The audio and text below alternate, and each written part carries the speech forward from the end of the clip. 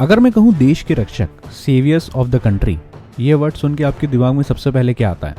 Most common answer would be Indian army, Indian air force और may be Indian navy.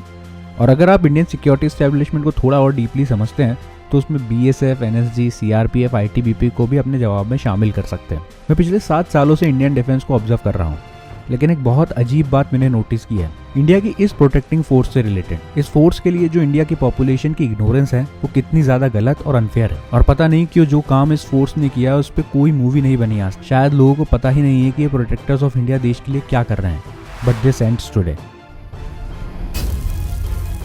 Hello guys, this is Elite Waiters and today we're gonna talk about the Indian Coast Guards। 1960s में समुद्र से हो रही smuggling से भारत की economic और national security पे बड़ा थ्रेट प्रेजेंट हो रहा था और कस्टम डिपार्टमेंट को बार बार इंडियन नेवी को कॉल करना पड़ता था for assistance in patrolling and anti smuggling operations in the sea. तो नेवी ने एक प्रपोजल दिया एक non military maritime security service का। 1971 में नाक्षदारी कमेटी ने इस सजेशन पे स्टडी की। 1974 आते आते मैरीटाइम लॉ एनफोर्समेंट की नीड और भी बढ़ गई थी क्योंकि इंडिया ने बॉम्बे हाई के आसपास ऑयल डिस्कवर किया था और अब इंडिया के स्ट्रेटेजिक इंटरेस्ट को कोस्टलाइन से काफी दूर तक प्रोटेक्ट करने की जरूरत थी।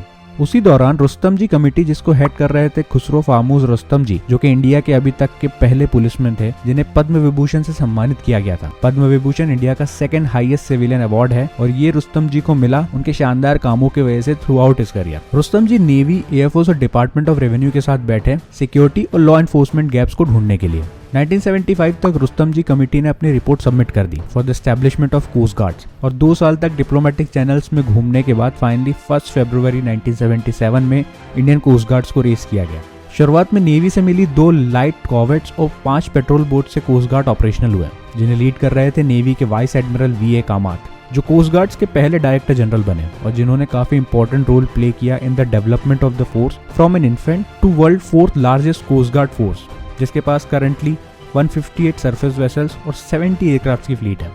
Vice admiral V A Kamat ने कोस्ट गार्ड को 5 ईयर डेवलपमेंट प्लान के हिसाब से चलना बताया, जो चीज इंडियन नेवी भी फॉलो करती है। कोस्ट गार्ड्स का प्लान 200 वेसल्स और 80 एयरक्राफ्ट की फ्लीट का है बाय 2025। फिलहाल कोस्ट गार्ड की स्ट्रेंथ अप्रॉक्स 14,000 की है और ये पूरी फोर्स 20 डिस्ट्रिक्ट हेडक्वार्टर में ऑपरेशनल है, जिसे लीड करते हैं 3 major command, western seaboard, eastern seaboard और coast guards regional headquarter of Andaman and Nicobar island, जो है तो एक regional headquarter but reports directly to additional director general in new Delhi, जो रिपोर्ट करते हैं director general of Indian coast guard. Coast guard की DG की rank is equal to a lieutenant general in army, air marshal of air force and vice admiral of the navy. This is the simplification to understand the rank जिनको फौज की language में समझ में आते हैं। इस ऑर्गेनाइजेशन का काम है इंडियन मैरीटाइम बॉर्डर को सिक्योर रखना नार्कोटिक्स, टेररिस्ट और वेपन और इलीगल स्मगलिंग से, और प्रोटेक्ट करना Indian artificial islands, offshore terminals और बाकी इंपॉर्टेंट और स्ट्रेटेजिक इंडियन एसेट्स को।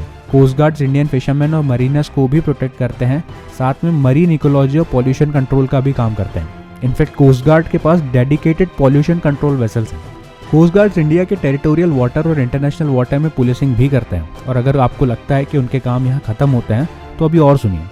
Indian coast guard scientific data collection, जो कि एक बहुत इंपॉर्टेंट काम है नेवल वॉरफेयर और सर्विलेंस में, उसको भी सपोर्ट करते हैं और आप इन्हें कोस्टल सिटीज में आए कोई भी नेशनल डिजास्टर में रिलीफ पहुंचाते देख सकते हैं। लेकिन गवर्नमेंट को लग रहा था कि ये काम थोड़े कम है कोस्ट गार्ड्स के लिए, तो उन्होंने कुछ एडिशनल रिस्पॉन्सिबिलिटी दे दी और साथ में कोस्ट गार्ड की ही रिक्वेस्ट पे एक रीजनल हेडक्वार्टर नॉर्थ ईस्ट में भी डेवलप कर दिया इन 2012। और इन एडिशनल रिस्पॉन्सिबिलिटी में से एक थी role of lead intelligence agency, जिसे स्टैंडिंग कमेटी ऑन डिफेंस ने 2012 में लोकसभा में रिप्रेजेंट किया था। उसके हिसाब से इसका मतलब है the LIA primarily function as a coordinating intelligence body and provides a forum for close interaction and sharing of intelligence among all the intelligence agencies, both at the state and central levels. Basically इस report में government ने coast guard DG को coastal command का commander बना दिया था और उन्हें रिस्पॉन्सिबिलिटी दी थी overall coordination between state and central agencies की कोस्टल सिक्योरिटी से रिलेटेड मैटर्स में। Around the world, specially in western countries, coast guards को बहुत ट्रोल किया जाता है जब उन्हें दूसरी फोर्सेस से कंपेयर किया जाता है और आर्म्ड फोर्सेस की राइवलरी अराउंड द वर्ल्ड बहुत कॉमन है और बहुत फेमस भी। लेकिन यहाँ पे इंडियन कोस्ट गार्ड को अपने मेटल प्रूव करने के लिए कुछ बड़े शूज फिल करने थे by seeing the glorious record of other Indian forces. इसलिए कोस्ट गार्ड ने कुछ ऐसा कर दिया जो किसी ने नहीं सोचा था। अक्टूबर 1999 में इंडियन कोस्ट गार्ड ने एक Japanese cargo ship MV Alondra Rainbow को रेस्क्यू किया, जिसको इंडोनेशिया से हाईजैक किया गया था और उस शिप को पायरेट्स ने MV मेगारामा के नाम से रीपेंट कर दिया था टू अवॉइड डिटेक्शन।